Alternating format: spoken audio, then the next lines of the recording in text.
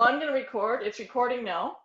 Okay. And I'm just going to go ahead and get right to the chase and ask you the question I want to ask you. I know that from our experiences, we have no problem chatting about sport together. We could go on for hours. But Mm-hmm.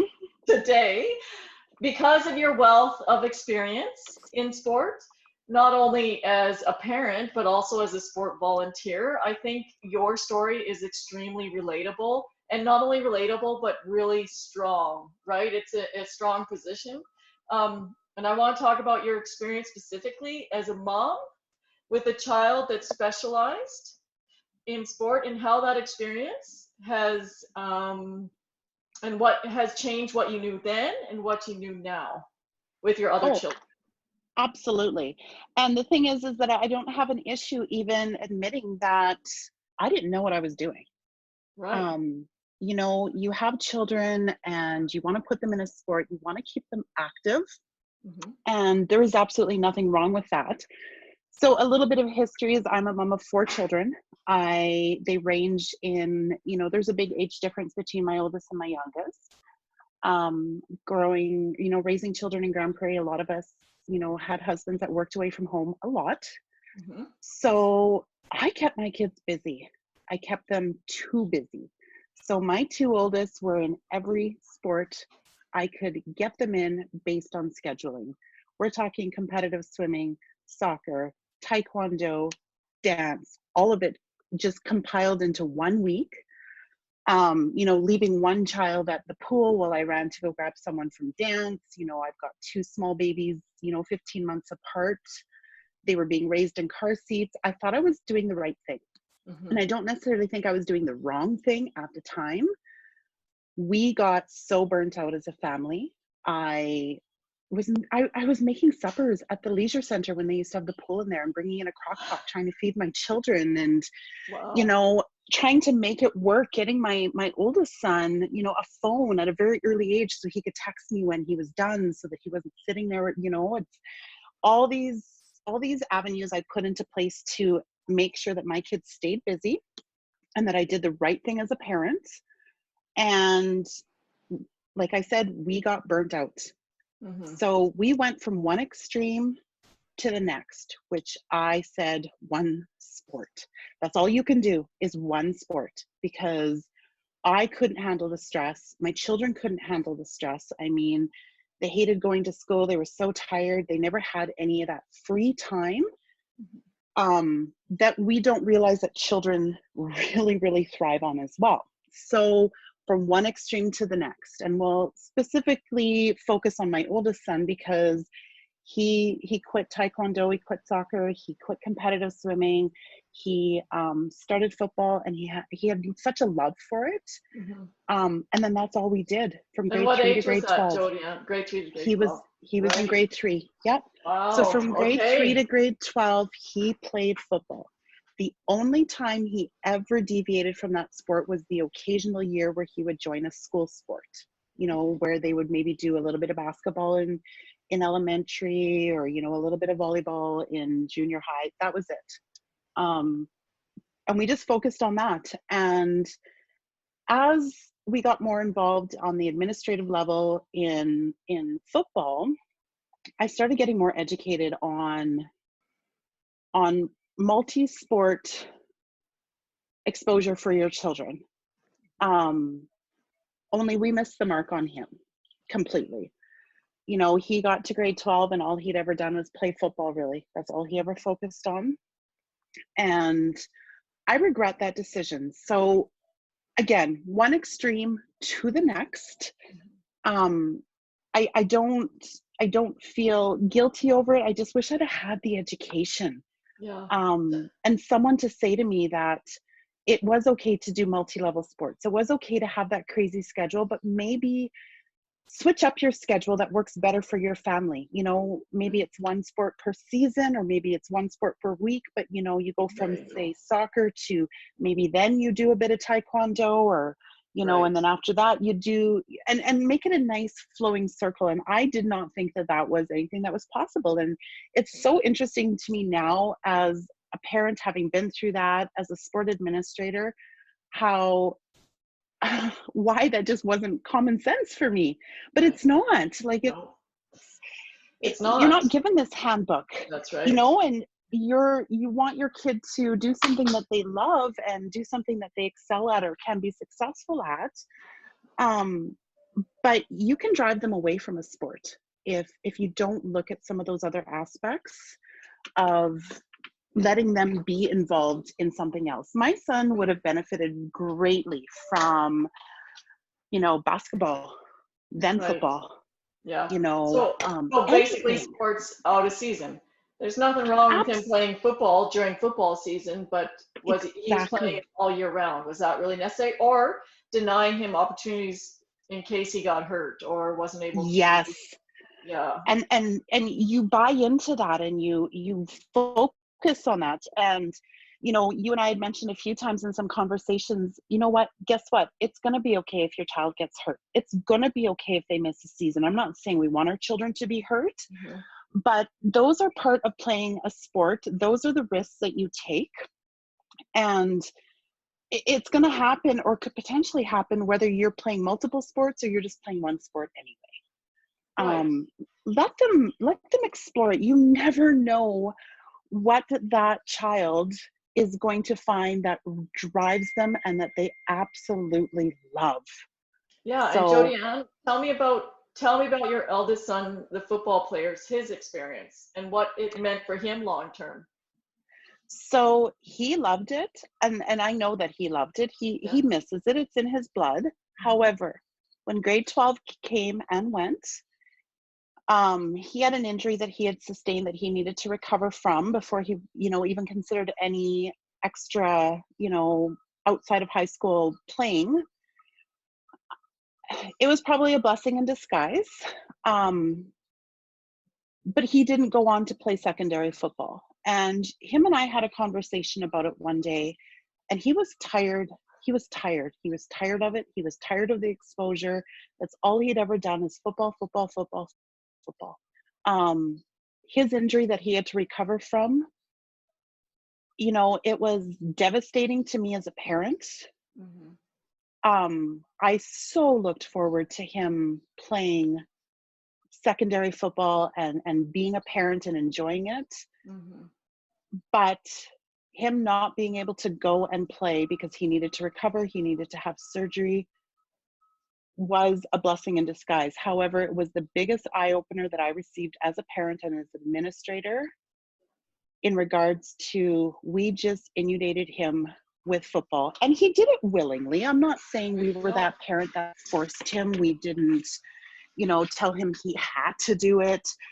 Um, it just, we really didn't have any other options. We weren't encouraged to have any other Yeah. options. And as a parent, there's a lot of pressure because if you know your child is doing well, which I'm assuming that your son was excelled at football, and that's why he stuck to football and didn't play anything else, But right? he would have probably excelled at any other thing that he would That's have, right. and had fun. And, so what if he got injured or hurt? Yeah. Like, I'm not saying so what this as being callous or not No. caring, but Right. I mean, he got hurt in football. So Like, exactly. So what if he would have had a greater depth of experience, right, and potentially less mhm. injury because specialized programming does predispose people to more injuries for sure. But who's to Oh, say that that has absolutely. anything to do with it? Absolutely. What was his injury, So if you don't mind me asking? he received a very serious concussion while playing for Team Alberta at the Montreal Canada Cup. Okay. Um, Also, in turn, he had very serious shoulder injuries where his shoulder would pop out of its socket. And he was a Um, quarterback, right? To be clear yes, to he people was. listening to Yeah, this. Yes. yeah. So I, as a parent, you don't see that part with the shoulder. He'd actually pop his shoulder back in during a game, during practice, just as easy as you and I would cough into our arm. It Right. just was very normal for him. Right. They ended up having to, he actually did receive major surgery on his shoulder where they scraped out all the bone spurs and reattached muscles to keep his shoulder in his socket. Was that, you know, a side effect of playing that sport for so many years? It's a possibility. Was it a side effect of an injury he'd received from a few years ago? Very, very possible, but neither here nor there. It was a very serious injury that needed to, it needed a lot of recovery afterwards, you know, and he's good now. That is fine. But he could have definitely participated in other sports, and I do regret that. Right. We did not make the same choices with our other children. You know, I had a daughter that, you know, she played football, she wrestled, she played rugby, you know, did all sorts of other things. And we learned our lesson with that. And she loves it all. And she loves being able to tell people, I did this, this, and this. My youngest son, yes, he loves football. But he also loves rugby, and he loved wrestling, and he loves snowboarding. And we are going to absolutely allow that exploration for our children going forward, because I don't want them to think that one sport is all that they can do. They need to have those options. They need to have that exposure in different organizations with different coaches, with different team mentalities. You know, my daughter seemed to excel very well in a one-on-one sport such as wrestling. But then she went to rugby, and she loved the rugby as well, you know, so she really liked that one-on-one sport versus a team sport. It's, yeah, I regret the decisions that we made, but I didn't have the knowledge back then as a parent.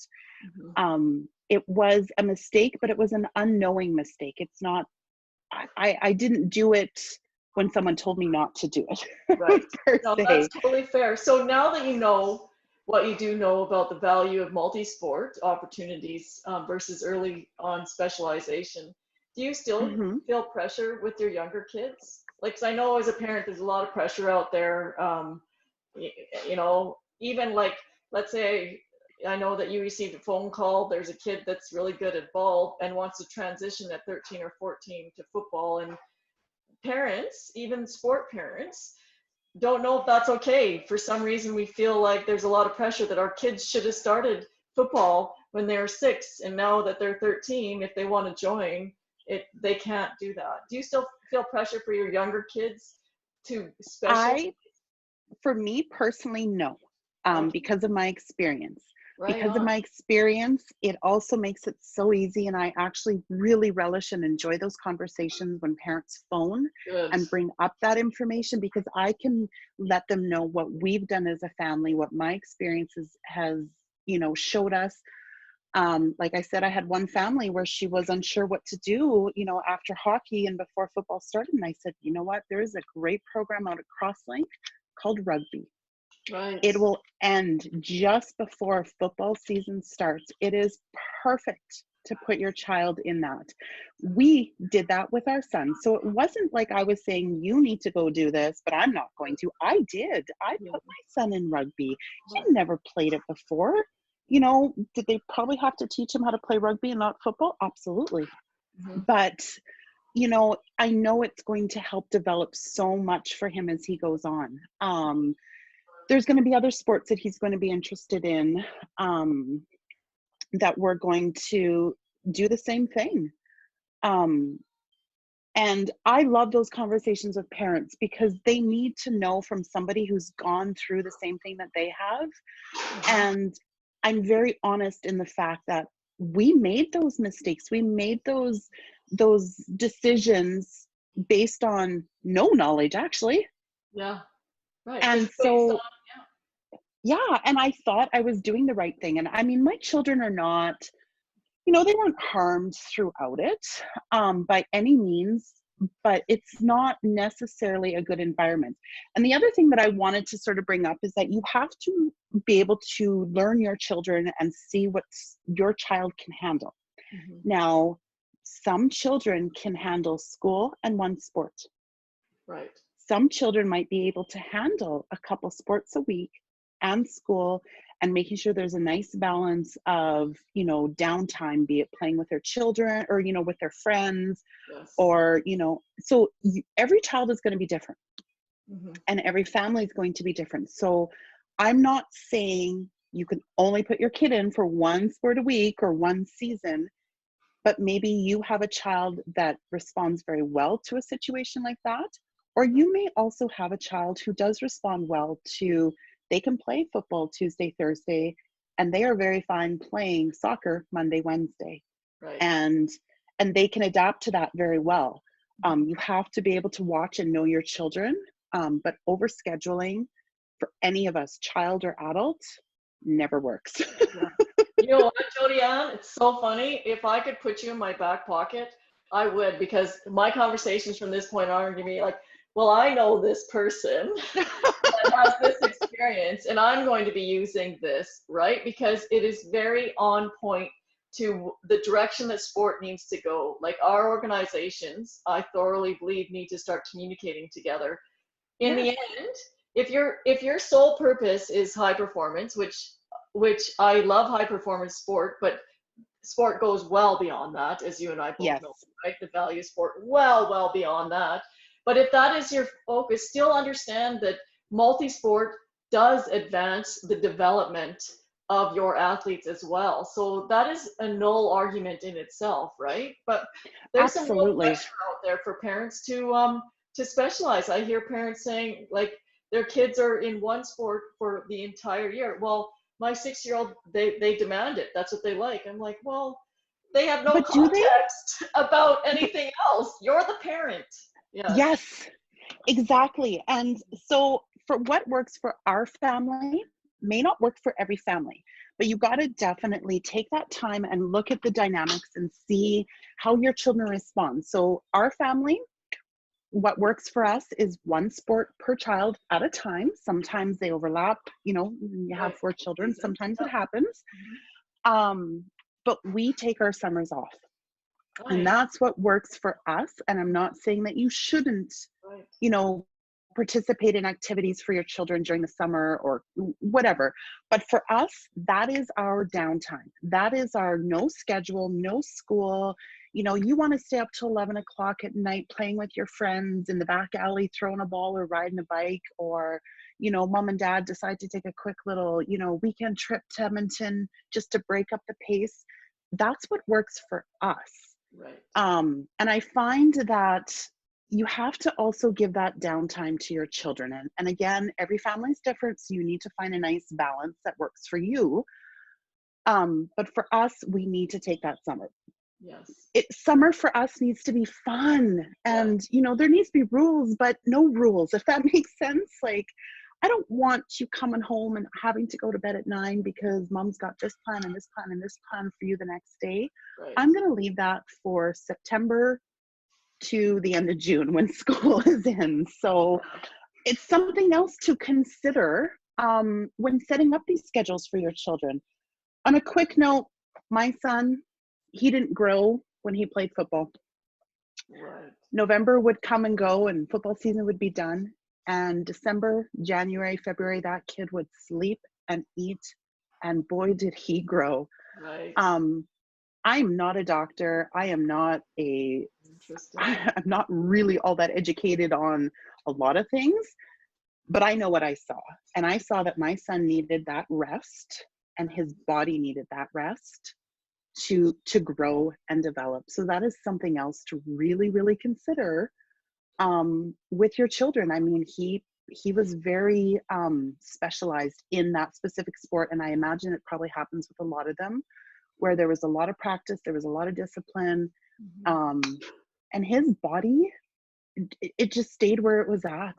And, you know, those 3 months were very expensive months for us when it came to food and clothes and stuff, because when you have a young man growing 2 to 3 inches really fast, I mean, there were times we thought we were going to have to buy a farm with some beef. So I am sure of it. And you've got 3 others coming in behind him, man. You guys you are committed. Exactly.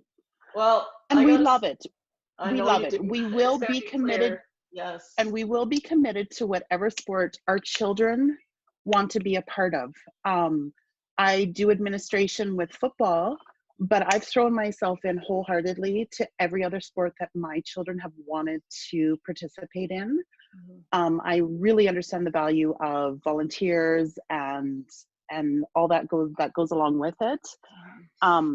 But it's very important to be involved. And I'm not a dance mom or a gymnastics mom, but I've had my daughters do it. Yeah. I've done it all with them. So except baseball. I think baseball is the only one we haven't explored. So that might be the next one on the agenda. Right, So. right. Yeah, I think that you're such a gem for the community. I know you put in more than 15 years in football, and I just can't tell you how much I admire sport parents / sport volunteers like yourself, because this stuff does not exist without that piece, because it's all volunteerism, and it could be a positive thing or it could be a negative thing, but people like you make it a positive experience for our kids. So I think that's really special. Well, and they make it very positive for me. And, when you and I discussed things last week, it was very therapeutic to join up with other sport administrators in the community. We're all going through the same thing. But having sports seasons canceled, for some of it, it's a huge emotional blow. Not because it's about us, but it's because of what we are giving these children and these families. And to not do that, some of it's our identity. And for me, I really realized this year that football is a huge part of me that I knew was there, but I didn't realize to the extent when I got told I can't do it, So we miss our kids. We miss getting out there. It is very rewarding, and they provide us with that reward. It's until you're in it, it's so hard to explain what it means to see those kids walk back through those doors or walk out on those fields. They become your family, and I'm really going to miss that this year. There is a few plans in place. We're actually doing a meeting hopefully this week to see what we can figure out. I don't want to announce anything until we know. But we're hoping something can happen, and I hope it can, because it will fill a little spot in my heart that I didn't realize was going to be vacant when we weren't able to do it. So well, when you figure that out, I would like to know about it, so I can absolutely share with others and talk to people about it. But I know you can't say it here now that we're recording, but please keep in touch, and thank you. And I hope that you would give us the opportunity to record you again, because I think that this is golden stuff that parents not only need to hear, but I think they want to hear it. They just want to know that somebody else out there is experiencing the same thing, it's questioning the same thing. And all these parents, they just want to do the best for their kids. They just don't know what the best thing is. Yes. Exactly. And I don't think there's any rule book. I don't think there is any set of procedures that you have to follow. I just would really encourage parents to explore different sports with your children. It's rewarding for yourself. It's rewarding for them. Overscheduling, probably not a good idea. Specializing in one sport all year round or one sport only, please reconsider that for your child and your family. Yes, that's right. Because the family is part of the organization too. That's a good point. Yes. And those are probably the key points that I would love parents to consider. And like I said, I did it all. I did it the right way. I did it the wrong way. I enjoy what we're doing now with the children with, different, I enjoy where we're going now with getting our children to try different things. And that's what we need to do. So. Well, thanks, Jodianne. You can hear the commitment in your voice. So I'm going to wrap this up, and I'm going to post this and share this with as many families as we possibly can. And I appreciate your time. Thank you, Karna. I really appreciate you doing this.